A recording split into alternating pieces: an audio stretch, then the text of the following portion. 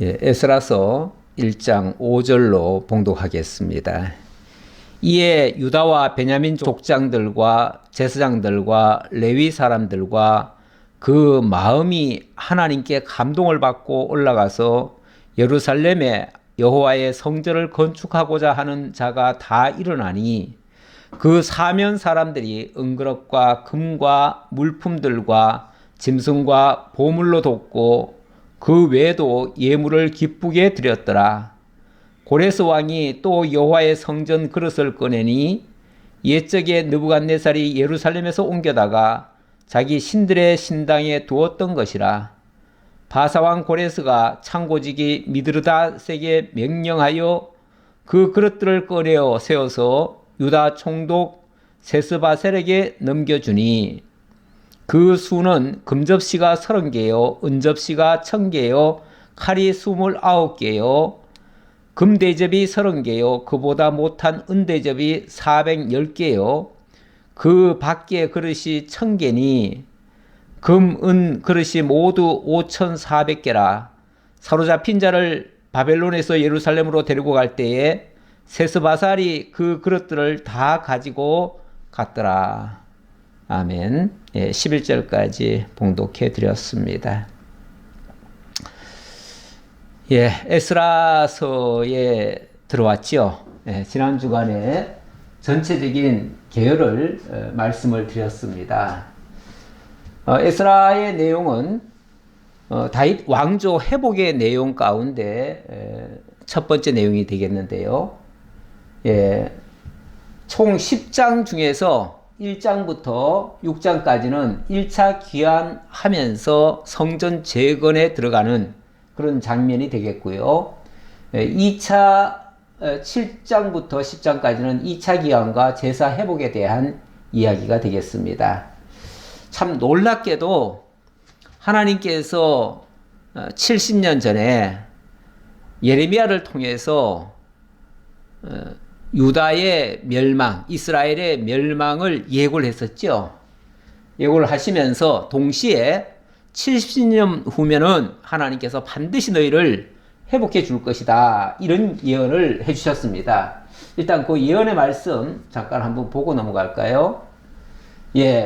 예레미야 25장 11절에 보면 이 모든 땅이 폐허가 되어 놀랄 일이 될 것이며 이 민족들은 70년 동안 바벨론 왕을 섬기리라. 그리고 12절에도 여호와의 말씀이니라. 70년이 끝나면 내가 바벨론의 왕과 그의 나라와 갈대아인의 땅을 그 죄악으로 말미암아 벌하여 영원히 폐허가 되게 하되 바벨론이라고 하는 나라가 아예 멸망을 당하도록 하겠다 그 말이죠. 그래 놓고 29장 10절에 보면 여호와께서 이와 같이 말씀하시니라. 바벨론에서 70년이 차면 내가 너희를 돌보고 나의 선한 말을 너희에게 성취하여 너희를 이곳으로 돌아오게 하리라. 70년이 차면 돌아오게 하시겠다라고 말씀하셨어요. 그러더니 606년에 제1차 포로 잡혀갔는데 536년에 돌아오게 되어집니다. 이게 딱 70년이죠. 606년부터 536년이니까. 그리고 돌아와서 586년에 성전을 재건하기 시작합니다. 그리고 515년에 성전을 봉헌하게 되어져요. 그리고 나니까 이것도 성전 허물어짐 때로부터 재건 때까지가 70년입니다. 물론 그 과정에 굉장히 복잡하고 어려운 과정이 있습니다.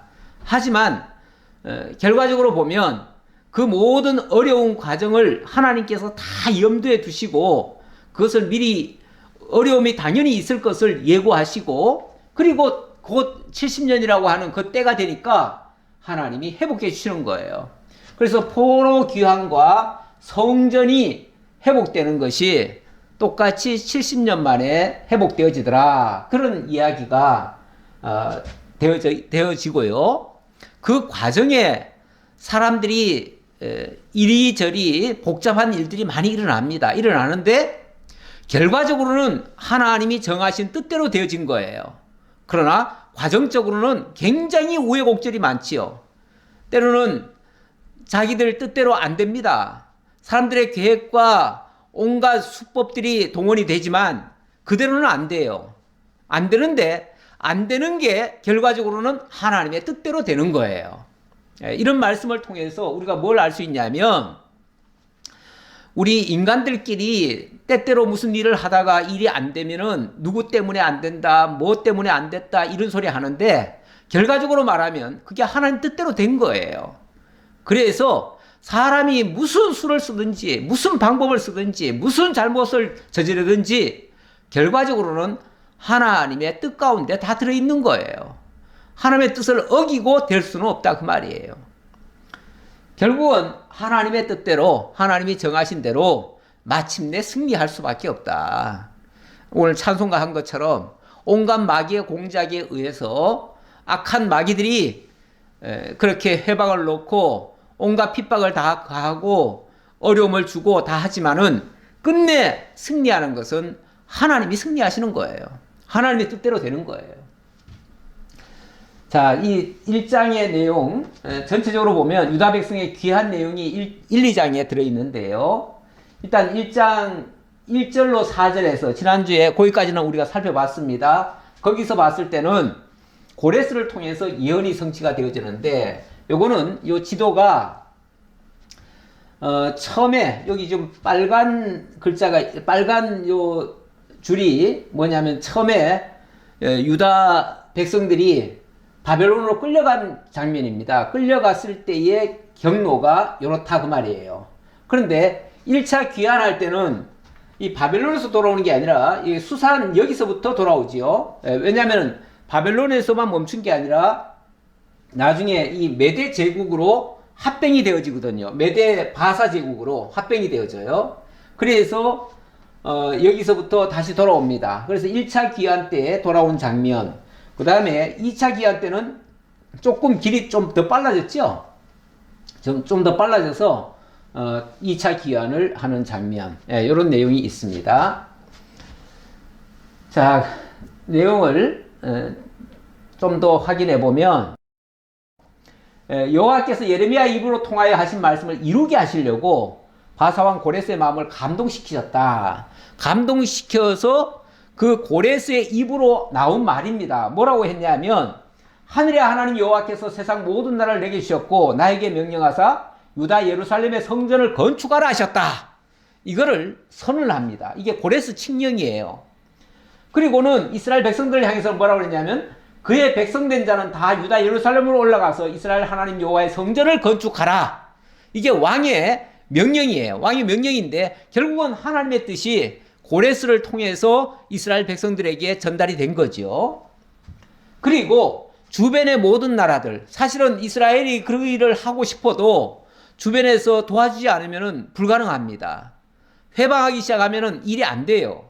그런데 주변 나라들을 보고 뭐라고 그러냐면 은과 금과 그 밖의 물건과 짐승으로 도와주라 이렇게 얘기를 합니다. 도와주고 하나님의 성전을 위하여 예물을 기쁘게 드릴지니라 이렇게 명령을 합니다. 그래서 엄청난 이 역사가 일어나는 겁니다. 일어나는데 오늘 5절로부터 11절 내용을 보니까 이 성령의 감동이 고레스 황제에게만 주어진 게 아니라 또 백성들에게도 주어집니다. 다시 말하면 하나님의 뜻이 이루어지려면 황제가 명령한다고 다 되는 게 아니잖아요. 황제가 명령을 하더라도 백성이 거기에 동의하지 않으면 안 되는 거죠. 그런데 하나님께서 그 백성들의 마음도 감동을 시켜주더라 그 말이죠. 그래서 5절 다시 보면요. 이에 유다와 베냐민 족장들과 제사장들과 레위 사람들과 그 마음이 하나님께 감동을 받고 올라가서 예루살렘의 여호와의 성전을 건축하고자 하는 자가 다 일어나니 이렇게 얘기를 합니다. 성령의 하나님께 감동을 받고 올라가서 예루살렘의 성전을 건축하고자 하는 자가 다 일어났다.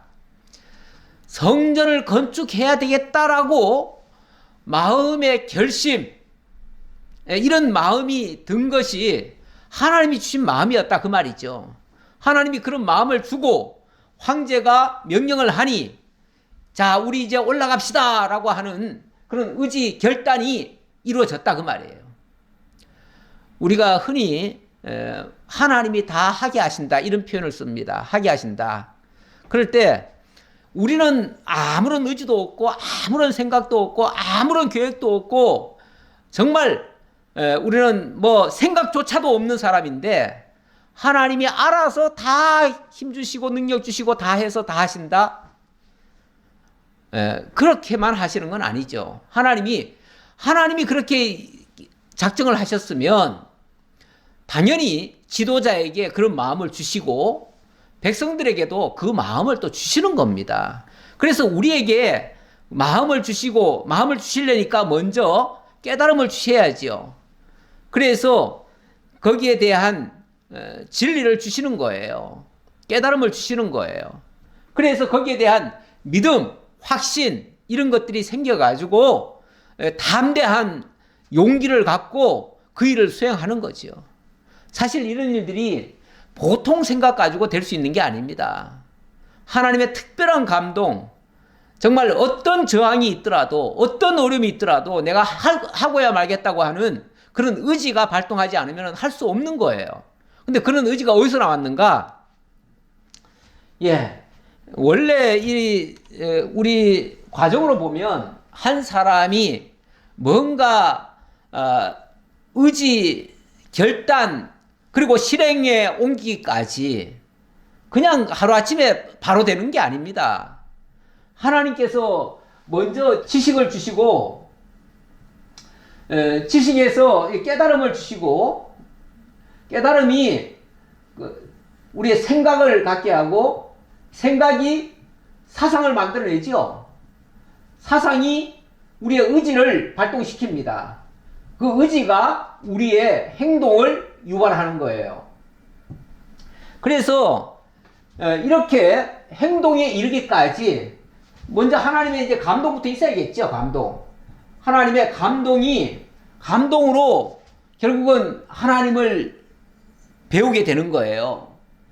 사실 우리 하나님의 말씀을 배우는 것도 엄밀한 의미에서 하나님의 길을 안 열어주면 우리는 배울 수가 없습니다. 그리고 하나님이 감동케 안 하시면 우리는 배울 생각 자체가 없죠.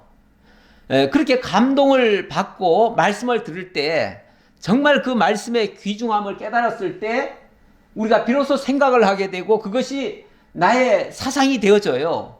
거기서 내 의지가 나오고 결단, 행동이 나오는 거예요. 우리가 하나님의 사람으로 살아가는 것이 이런 과정을 거쳐서 되는 거지 그냥 아무렇게나 되는 건 아닙니다.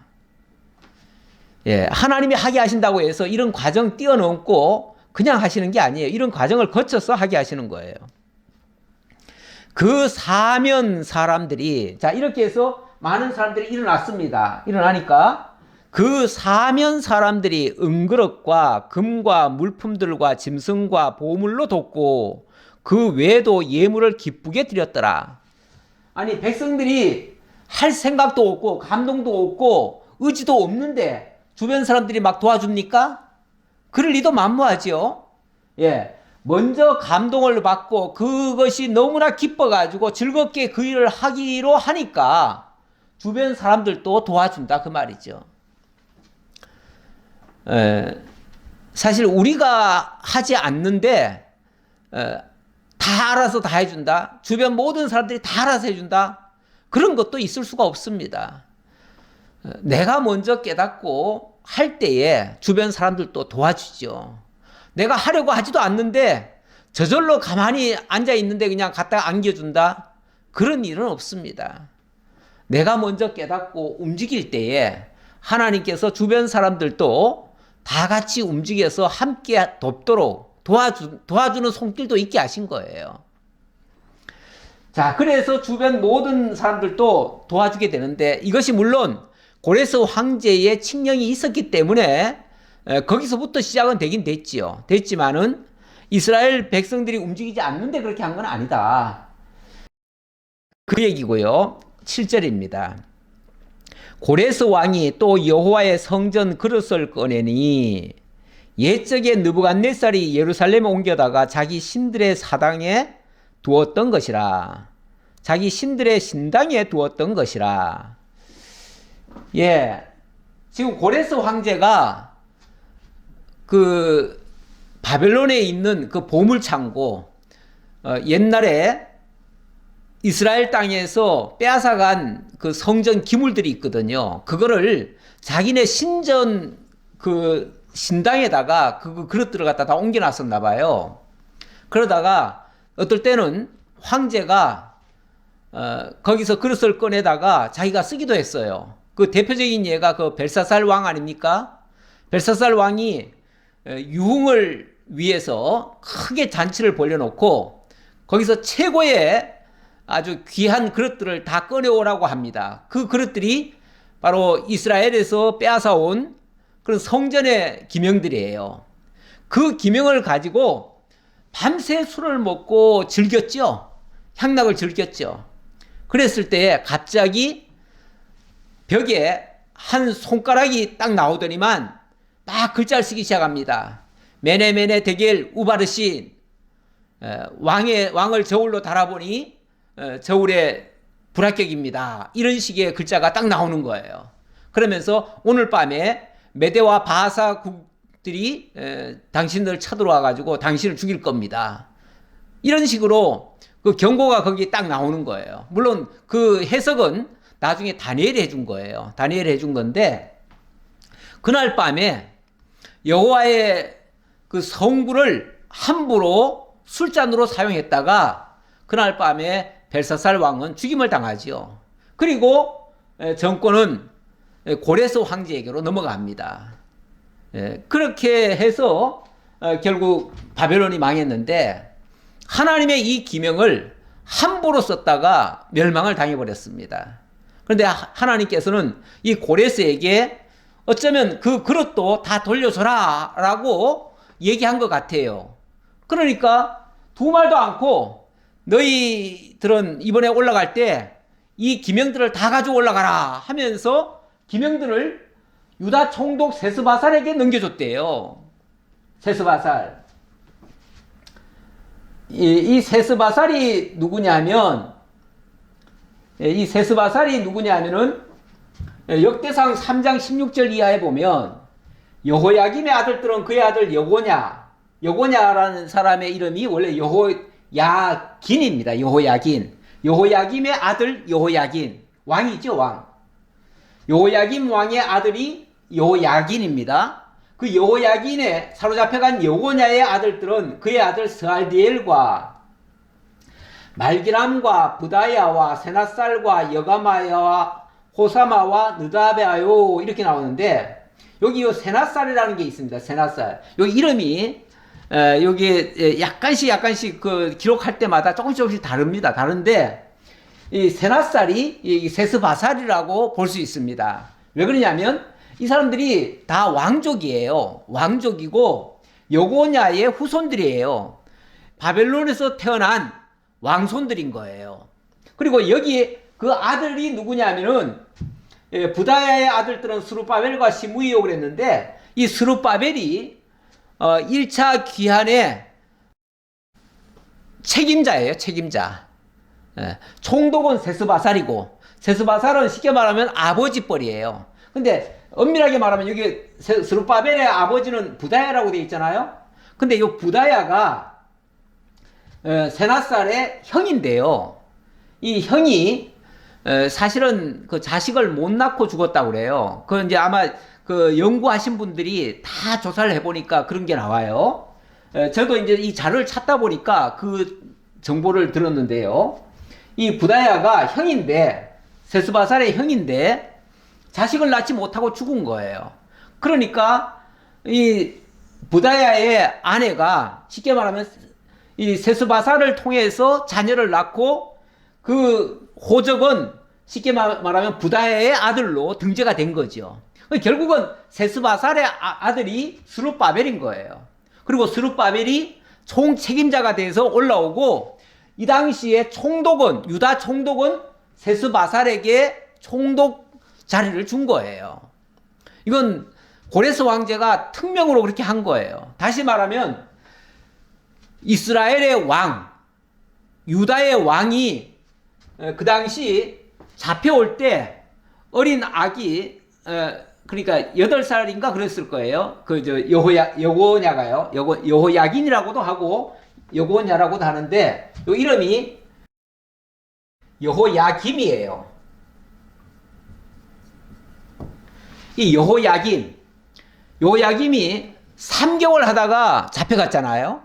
잡혀갔는데 나중에 보면 다니엘이 워낙 바벨론에서도 신임을 받아서 그런지 여고냐는 포로로 잡혀갔지만 바벨론 황제가 마치 왕자처럼 극진히 대우를 해줍니다. 그리고 왕궁에서 왕의 식사를 같이 하고 왕궁에서 함께 왕자들과 같이 지납니다. 그러면서 그 대접을 다 받아요. 왕 대우를 다 받았다 그 말이에요. 비록 포로로 잡혀왔지만 왕 대우를 해준 거예요. 그리고 그의 아들들인 쉽게 말하면 세스바살에게 그 총독자를 준 거예요. 네가 유다 총독을 해라. 그리고 그 아들 바로 스룹바벨을 통해서 성전을 건축하게 하는 거예요. 얼마나 놀라운 일입니까? 이것이 하나님께서 하시는 일이에요. 이렇게 역사를 했다 그 말이죠. 바하사왕 고레스가 창고지기 미드르닷에게 명령하여 그 그릇들을 꺼내어 세워서 유다 총독 세스바살에게 넘겨주니 그 수는 금접시가 30개요 하면서 쭉 개수를 다 얘기하죠. 11절 금, 은 그릇이 모두 5,400개라. 5,400개. 사로잡힌 자를 바벨론에서 예루살렘으로 데리고 갈 때에 세스바살이 그 그릇들을 다 가지고 갔더라. 다 가지고 갔더라. 하나님께서 이 바벨론에서 그 성전 기명이 다 빼앗겼잖아요. 빼앗겼는데 하나님께서 하나도 손실되지 않게 하셨다. 그리고 다시 다 회복할 때 가지고 올 수 있었다. 결국 누가 승리한 겁니까? 하나님이 승리하신 거죠. 하나님의 영광은 하나님이 스스로 지키십니다. 하나님은 절대 손해보시는 분이 아닙니다. 절대 패배하시는 분이 아니십니다. 그 악한 자들이 그 하나님의 기명을, 성전을 다 부셔버리고 그 기명들을 다 가져갔잖아요. 가져갔는데 그 기명들을 다 가지고 돌아왔다. 그걸 만약에 그 벨사살 왕이 그걸 가지고 자기가 써먹으려고 했잖아요. 써먹으려고 했다가 벨사살은 그날 저녁에 급사를 맞은 겁니다. 전에 보면은 그 사무엘 시절에 사울 왕이 하나님의 궤를 가지고 전쟁에 가지고 나갔다가 그만 그 법궤를 빼앗긴 적이 있습니다. 그것 때문에 엘리 제사장은 너무 충격을 받아가지고 그 소식을 듣자마자 그냥 의자에 앉아 있다가 꼬꾸라져서 죽어버렸어요. 기절을 해서 그냥 죽어버렸어요. 예, 그 정도로 정말 충격적인 일이었어요. 그런데 블레셋에 빼앗겼던 그 여호와의 궤가 그렇게 해서 손상이 되고 망가지고 없어졌는가? 그렇지 않아요.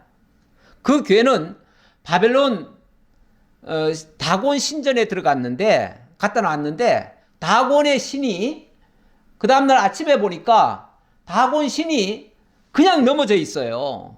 넘어져 가지고 그 쉽게 말하면은 그 법궤 앞에 무릎을 꿇은 셈이에요.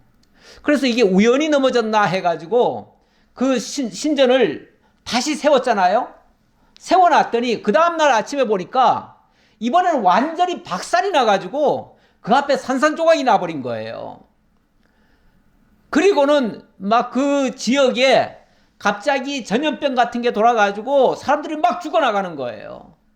너무 깜짝 놀래가지고 이게 무슨 일이냐 그랬더니 사람들이 그러는 거예요. 그나마 좀 지혜로운 사람들이 그러는 거예요. 이거는 아무래도 저 이스라엘 땅에서 빼앗아온 저 법궤의 그 신인 여호와가 지금 저주한 거다. 그러니 저 신을 빨리 돌려보내야 된다. 그래가지고 일단은 다른 지역으로 옮겨봤죠. 옮겨봤더니 웬걸 다른 동네 그거 옮겨간 동네도 또 재앙이 있잖아요. 그래가지고 이걸 여기 두면 안 되겠다. 다른 동네로 또 가져가라. 그래가지고 몇 군데를 다녔는데 전부 다 5개 도시를 전전을 했는데 가는 곳마다 재앙이 임하는 거예요. 그래서 도저히 안 되겠다. 그래서 블레셋 그 방백들이 회의를 했잖아요. 회의를 해가지고 이거를 도저히 우리 지역에 놔뒀다가는 우리가 다 망한다. 그러니 이걸 빨리 돌려보내야 되는데 어떻게 돌려보낼까?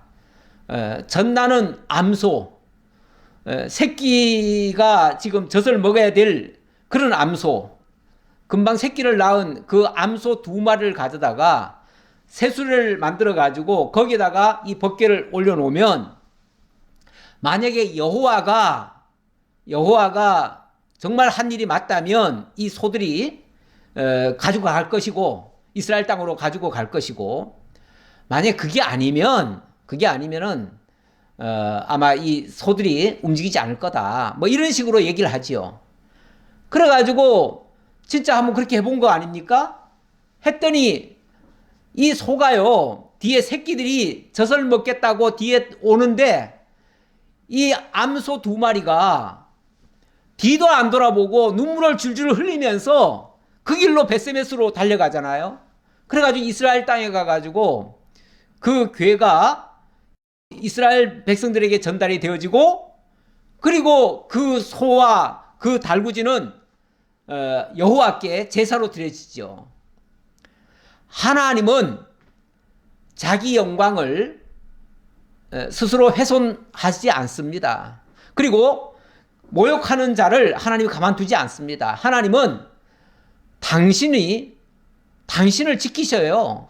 예. 사람이 하나님 위한답시고 뭘 하는 거는요,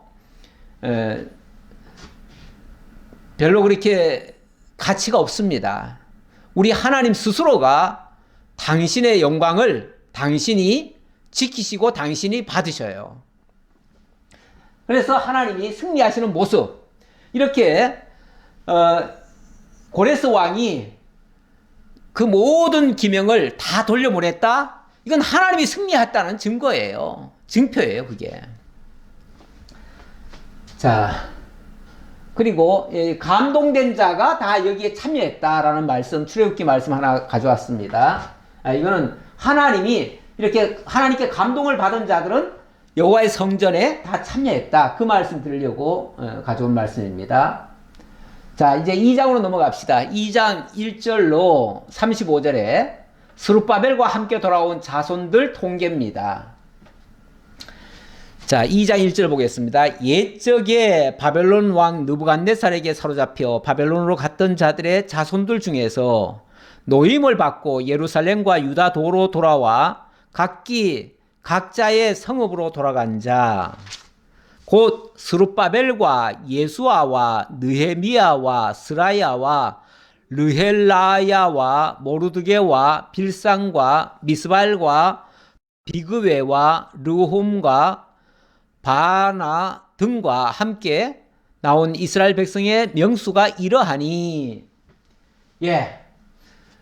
사로잡혀서 바벨론으로 갔던 자들의 자손들 중에서 노임을 받고 예루살렘으로 돌아온 자들, 그 명단을 쭉 지금부터 열거하는데 거기에 첫 번째 등장하는 이름이 누구냐면 바로 스룹바벨과 예수아와 느헤미야와 이렇게 나옵니다. 물론 이 느헤미야는 이때 이 느헤미야를 나중에 그 등장하는 그 느헤미야인지는 모르겠는데, 만약에 그렇다면 느헤미야가 2번 왔다는 얘기인데 아무래도 처음에 온 건 아닙니다. 처음에 온 건 아니라서 동명이인인지 모르겠습니다만은 어쨌든 여기에 스룹바벨 이야기는 우리가 빼놓을 수가 없지요. 매우 중요한 인물입니다. 아까도 잠깐 언급을 했지만 이 스룹바벨은 바로 왕족입니다. 왕족인데 학개서 1장 1절에 보면 다리오 왕 제2년 6째 달 그 달 초하루에 스알디엘의 아들 유다 총독 스룹바벨과 여호사닥의 아들 대제사장 여호수아에게 임하니라 이르시되, 이렇게 나오는데, 요거는 좀 이따가 다시 나올 것 같아서 일단은 이 족보만 얘기하는데, 족보는 이제 사실 마태복음에도 잘 나와 있죠. 그래서 마태복음 족보를 다시 보겠습니다. 바벨론으로 사로잡혀 갈 때 요시야는 여고냐와 그의 형제들을 낳으니라. 여기 요시야의 아들들 가운데 보면 여러 아들들이 있잖아요. 예를 들어서 시드기야도 있고요, 여호아스도 있고요, 여호야김도 있습니다. 여호야김도 있는데 여호야김의 아들이 누구냐면 여고냐예요. 여고냐와 그의 형제들을 낳으니라 했는데 여기 여고냐가 중요한 사람이라고 그랬죠. 아까도 사실 설명드렸습니다. 이 여고냐가 중요한데 여고냐가 누구냐면 여호야긴을 얘기하는 거예요. 네, 여호야긴. 그런데 이제 그냥 여고냐라고 불렀어요. 나중에는. 근데 이 여고냐는 왕이 된 지 3개월 만에 붙잡혀 갑니다. 붙잡혀 가서 바벨론으로 사로잡혀간 후에 여고냐는 스알디엘을 낳고, 스알디엘은 스룹바벨을 낳고, 여기는 또 약간 이름이 조금 달라 보이는데 사실은 맨 같은 얘기예요. 아까 설명해드린 얘기나 비슷해요. 거기에 이름이 조금씩 다른데 그거는 그 성경마다 그 일종의 그 유음 현상이라고 할까요? 유음 현상에 의해서 이름이 조금씩 다르게 표기된 부분이 많습니다. 그래서 그렇지 다른 사람은 아니에요. 근데 여기서 중요한 것은 바로 요 스룹바벨이 바로 왕족이다라는 것을 강조하려고 말씀드리는 겁니다. 아까는 그 그릇을 회수한 자가 세스바살이라는 얘기고요. 예, 그렇죠? 세스바살이라는 얘기고, 성전의 기명들을 먼저 다 인수해가지고 총독으로 간 사람이 세스바살이고, 이번에는 백성들을 이끌고 간 사람, 이렇게 말씀드려야겠죠. 그래서 1차 귀환의 인도자가 바로 스룹바벨이 되겠습니다. 그렇게 해서 스룹바벨이 데려가는데 그 명수들을 아주 자세하게 설명을 합니다. 바로스 자손이 2172명이요. 스바데아 자손이 372명이요. 아라 자손이 775명이요. 바한모압 자손 곧 예수아와 요압 자손이 2812명이요. 이렇게 쭉 나가는데요. 그냥 쭉 나가 봅시다. 왜냐하면 여기 이름들이 전부 다 사실 잘 몰라요. 우리가 잘 모를 수밖에 없는 사람들 이름이에요. 그 이전의 사람들 물론 이제 몇 군데는 나옵니다. 예를 들어서 뭐 베들레헴 사람, 느도바 사람, 아나도 사람 뭐 이런 사람들 얘기는 조금 익숙하지만 나머지 사람들은 잘 몰라요. 우리가. 그래서 이런 사람이 있었다는 걸 얘기하고요. 좀 건너뛰어서 어디 보냐면 34절 여리고 자손이 345명이요. 스나아 자손이 3630명이었더라. 이렇게 해서 그 명수들이 자세히 소개되었다. 상당히 많이 귀환을 했습니다. 이렇게 많은 사람이 귀환했다는 것이 이제 중요하고요. 이렇게 해서 1차 귀환을 해서 이들로 하여금 성전 짓기가 시작된다 그 말입니다. 그 다음 두 번째 36절로부터 42절에서는요 돌아온 제사장들과 레위 자손 통계인데요. 조금 전에는 일반 백성들이라고 말씀드릴 수 있겠죠. 물론 거기에 대표자는 왕손이었고요. 왕손인 스룹바벨이고요. 그 다음에는 이제 레위인들과 제사장들, 그들이 이 선발대로 참여했다 그 말입니다. 그러면서 36절 볼까요?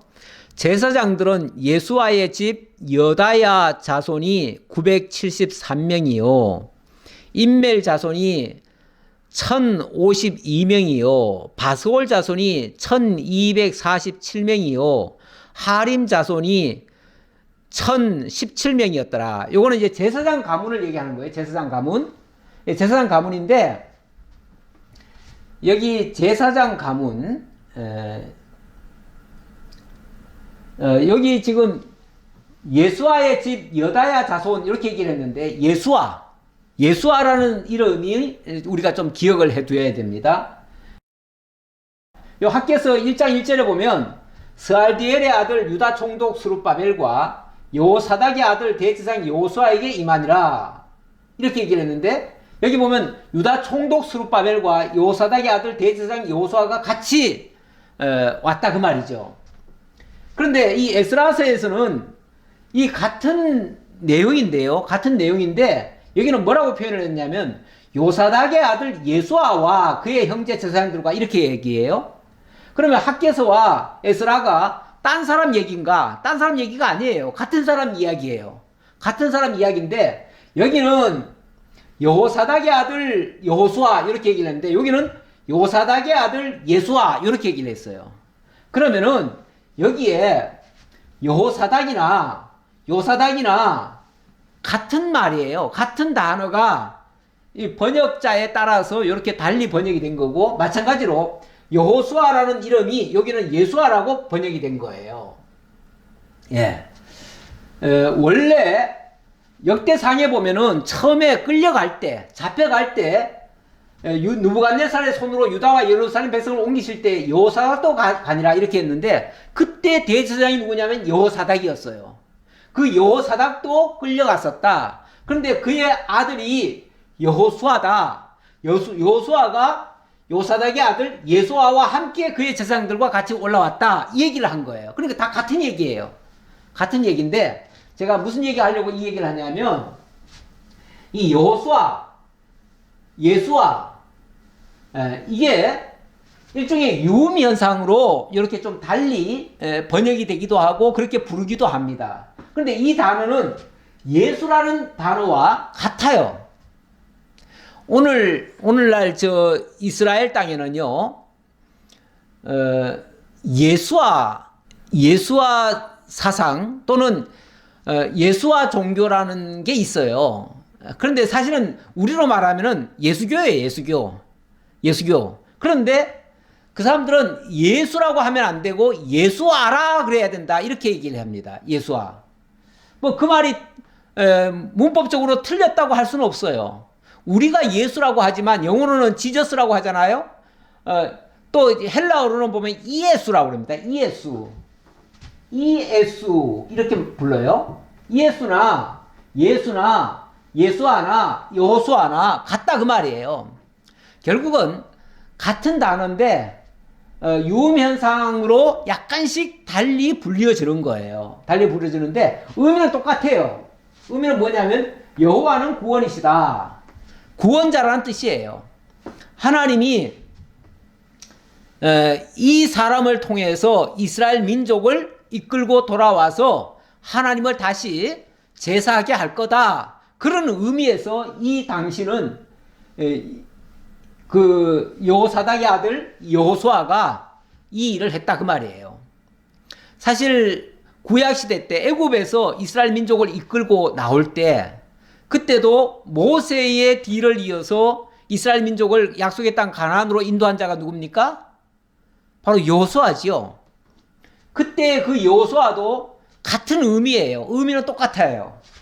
이스라엘 민족을 애굽에서 인도해낼 때에 여호수아가 약속의 땅 가나안으로 인도해 준 것처럼 이스라엘 민족을 바벨론에서 출애굽할 때에 바벨론 할 때에 그때의 이스라엘 민족을 또 약속의 땅 이 가나안 땅으로 인도할 때에도 여호수아 이 예수아가 참여를 했다.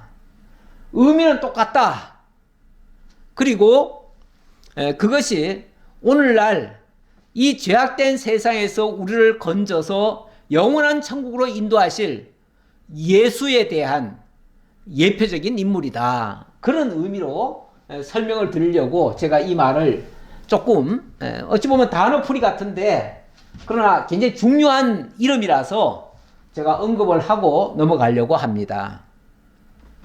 일단은 이 사람은 제사장입니다.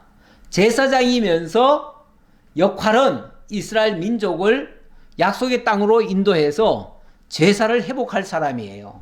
그런 의미에서 매우 중요한 인물이다 라는 얘기고요. 자, 40절 보겠습니다.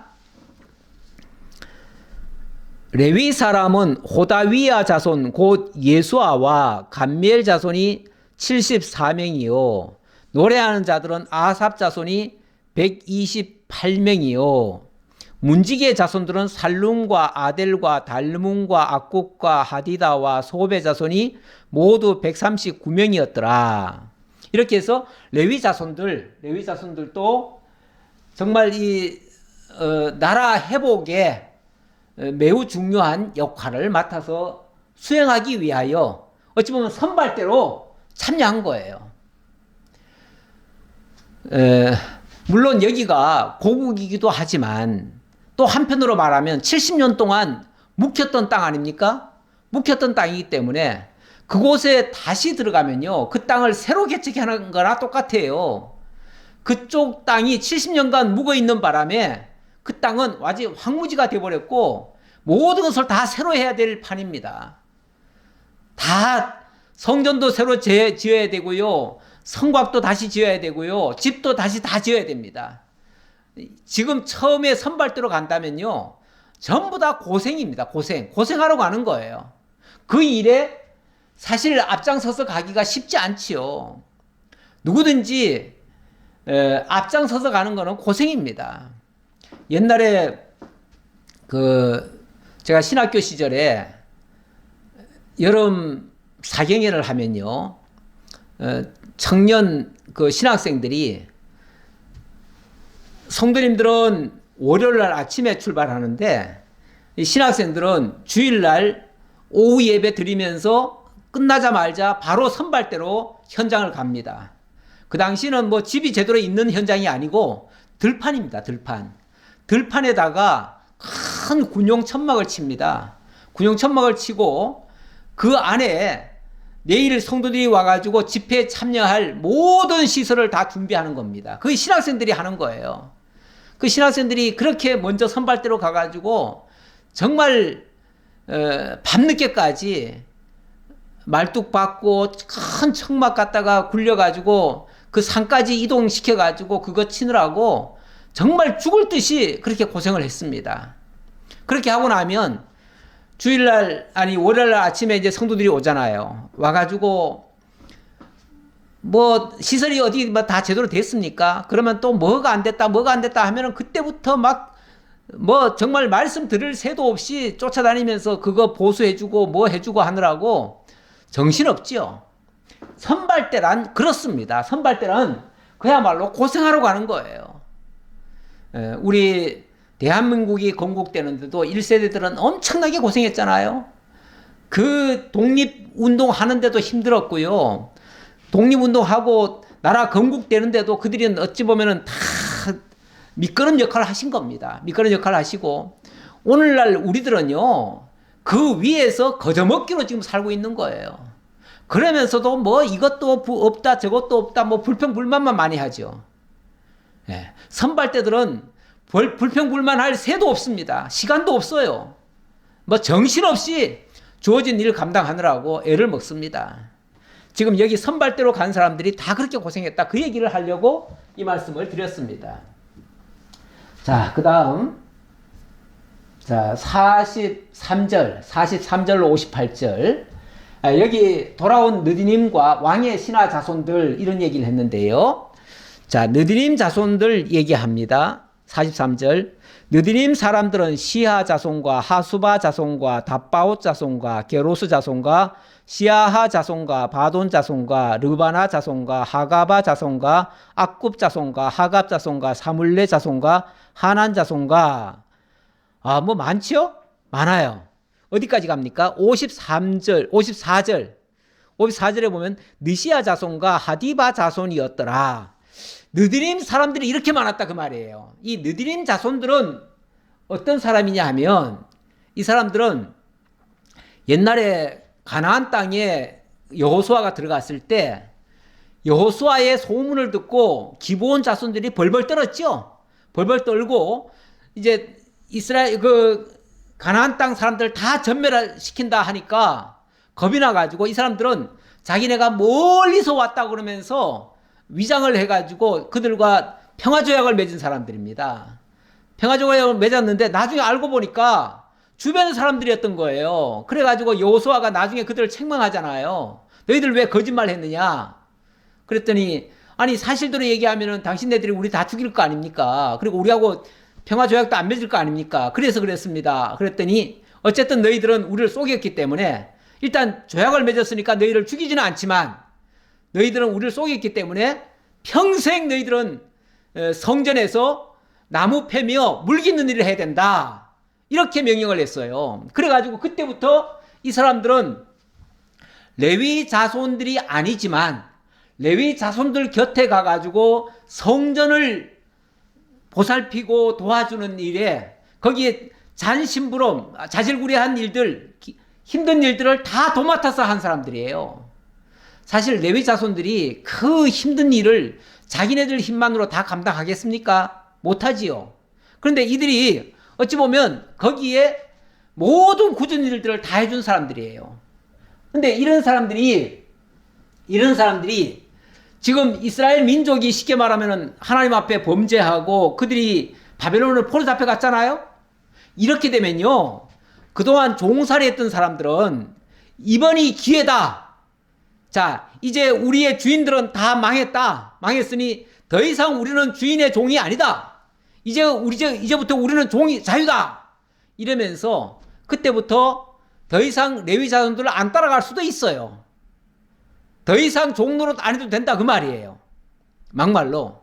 우리 옛날에 그 북한에서 북한에 그 남북 전쟁이 일어났잖아요. 전쟁이 일어나고 난 다음에 한국의 그 지주들 밑에 있었던 종들 중에 이제 세상이 뒤집어졌다. 이제는 너들 종 더 이상 안 한다. 그러면서 주인을 죽여버리고 그리고 오히려 그 종 됐던 사람들이 오히려 막 주인들을 막 고발하고 뭐하고 해가지고 자기네들이 오히려 권세를 얻고 이런 예도 있었어요. 왜냐하면 그게 자기네들 세상이 됐다고 이제 우리 세상이다. 지금까지는 너들 세상이었지 이제부터는 우리 세상이다. 이럴 수도 있다 그 말이에요. 나라가 어려우면 그럴 수 있어요. 있는데 이 느디린 사람들은 그 뒤로 한 번도 제사장을 곁을 떠나지 않았습니다. 나라가 망했어도 그들과 함께 지냈습니다. 그들을 여전히 그 적진에 가서도 주인으로 받들면서 그렇게 살았어요.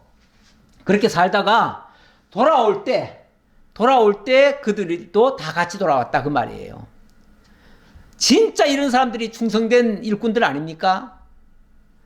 자자손손 정말 지금 우리의 시각으로 좀 달라요. 다른데 신명기 같은 데 보면 레위기나 이런 데 보면 내가 어느 집에 종으로 갔는데 그 원래는 거기서 자녀를 낳으면요, 특히 여자 같은 경우 그 주인의 자녀를 낳는 경우 만약에 주인에게로부터 사랑을 받지 못하면은 그 집에서 자유자로 나올 수가 있습니다. 그런데 내가 자유자가 되기 싫으면요, 귀를 뚫어 달라고 그래요. 나는 평생 이 집에서 종으로 살겠습니다. 이 집에서 나가서 자유자가 되느니 나는 이 집에서 종으로 사는 것이 더 좋습니다 하고서, 그건 주인이 좋았을 때 하는 소리겠지요, 당연히. 근데 어쨌든 내가 귀를 뚫고 이 집에서 평생 종이 되겠습니다라고 그렇게 서원하는 경우 그들은 영영이 그 집의 종이 된다, 이런 말씀이 있어요. 어찌 보면 느디림 사람들은 그렇게 종이 된 사람들이에요.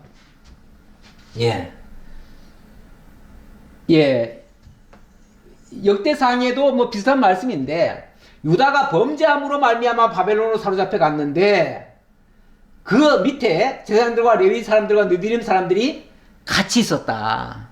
쉽게 말하면 그들을 배신하지 않았다 그 말이죠. 얼마나 신실하냐 그 말을 지금 들으려고 한 말입니다. 그리고 솔로몬의 신하의 자손은 소대 자손과 하소베렛 자손과 부르다 자손과 야알라 자손과 다르곤 자손과 깃델 자손과 스바데아 자손과 하딜 자손과 보게렛 하스바임 자손과 아미 자손이니 모든 느디림 사람과 솔로몬의 신하의 자손이 392명이었더라. 392명이었더라. 여기는 지금 사실은 그 솔로몬 신하들 자손 얘기 같아요.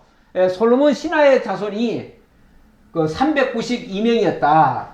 이 앞에는 느디님 자손들 숫자를 얘기했고, 그건 다 각기 얘기했기 때문에 여기 통계로는 안 잡혔어요. 그리고 솔로몬 신하의 자손은 함께 묶어가지고 390명이다. 이렇게 얘기했는데, 솔로몬 신하의 자손도 마찬가지죠. 솔로몬 신하, 옛날에 솔로몬 왕국, 다시 말하면 유다 왕국이죠. 유다 왕국의 그 종으로 살았던 그 신하들 말이에요. 그 신하의 자손들 같으면은, 이제 세상이 뒤집어졌으니까, 이제 더 이상 왕의 종노릇 안 하겠다. 그럴 수도 있잖아요. 그런데 끝까지 다시 그 신하된 그 본분을 가지고 있으면서 다시 돌아왔다. 그 말이에요. 이렇게 하기 쉽지 않아요. 쉽지 않은데 이렇게 했다. 하나님께서 그들을 보호하신 겁니다. 그 나라를 회복하기 위해서 이들을 버리지 아니하시고 그들로 하여금 그 마음 변치 않게 하시고 다시 돌아오게 하셨다. 이렇게 해서 하나님이 이들을 보호하시고 적진에서도 보호하셨다가 필요할 때에 돌아오게 해서 나라를 재건하는데 매우 귀하게 사용하셨다라는 말씀이 되겠습니다. 오늘은 여기까지 일단 보지요. 58절까지. 거기까지 보고 제가 오늘 말씀 결론의 말씀을 신명기 7장 6절 하나 가져왔습니다. 이거 한번 마저 읽고 마치죠. 너는 여호와 내 하나님의 성민이라. 내 하나님 여호와께서 지상 만민 중에서 너를 자기 기업의 백성으로 택하셨나니 여호와께서 너희를 기뻐하시고 너희를 택하시면 너희가 다른 민족보다 수요가 많기 때문이 아니니라. 너희는 오히려 모든 민족 중에 가장 적으니라. 이스라엘 민족이 뭐 대단히 이쁜 게 있어가지고 무슨 훌륭한 일을 잘해가지고 그래서 하나님이 이렇게 택하시고 보호하시고 지켜주시고 회복해 주시는 게 아니다. 그 얘기하려고 하는 말이에요. 여호와께서 다만 그 동기가 있다면 다만 너희를 사랑하심으로 말미암아 또는 너희의 조상들에게 하신 맹세를 지키려 하심으로 말미암아. 요게 중요하죠. 하나님이 너희의 일단은 너희를 사랑하심으로 말미암아. 자, 첫 번째는 하나님 사랑하시기 때문이죠. 두 번째는 너희의 조상들에게 하신 맹세를 지키려 하심으로 말미암아. 하나님이 이스라엘을 사랑하셨고 원래 이스라엘이라는 말 자체가 하나님의 사랑을 받은 백성들이에요.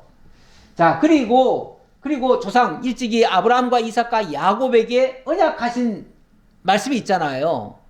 그 약속 때문에 이 민족을 정말 바다 끝에 있을지라도 하늘가에 있을지라도 그들을 되돌아오게 하시겠다 하시더니 돌아오게 하시는 거예요. 그 약속대로 하시는 거예요.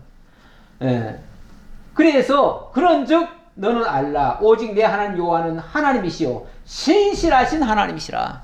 우리 이렇게 하시는 하나님이 신실하시다. 언약하시고 언약대로 이루시는 정말 당신의 말씀을 절대로 어기지 아니하시는 신용이 있으신 그 하나님이시다라는 말씀입니다. 기도하겠습니다. 하나님 여호와를 찬양합니다. 신실하셔서 언약하신 그대로 다 이루시는 여호와이심을 오늘도 깨달았습니다. 일찍이 범죄한 백성들은 먼 나라로 쫓겨갈 것이라고 말씀하셨지만 또 쫓겨간 후에는 70년 만에 반드시 돌아오게 하시겠다고 하시더니 아브라함과 이삭과 야곱에게 언약하신 대로 또 이렇게 회복해 주셨습니다. 감사합니다. 인간의 불의와 죄악들이 무성하지만 하나님께서는 먼저 당신의 언약대로 이루어 주셨음을 저희들 깨닫습니다. 참으로 신실하신 하나님 여호와를 의지하고 지금도 살아계셔서 우리와 동행하시고 우리에게 깨달음을 주시고 감동케 하시고 또 의지 결단케 해서 하나님의 뜻을 이루어 가도록 역사하신다는 사실 명심하고 범사에 하나님 뜻 알기를 힘쓰고 하나님의 말씀을 깨달으면 또 말씀대로 살아가기를 힘쓰는 저희 모두가 되게 하옵소서. 함께해 주심을 감사드렸고 예수님 이름으로 기도하옵나이다. 아멘.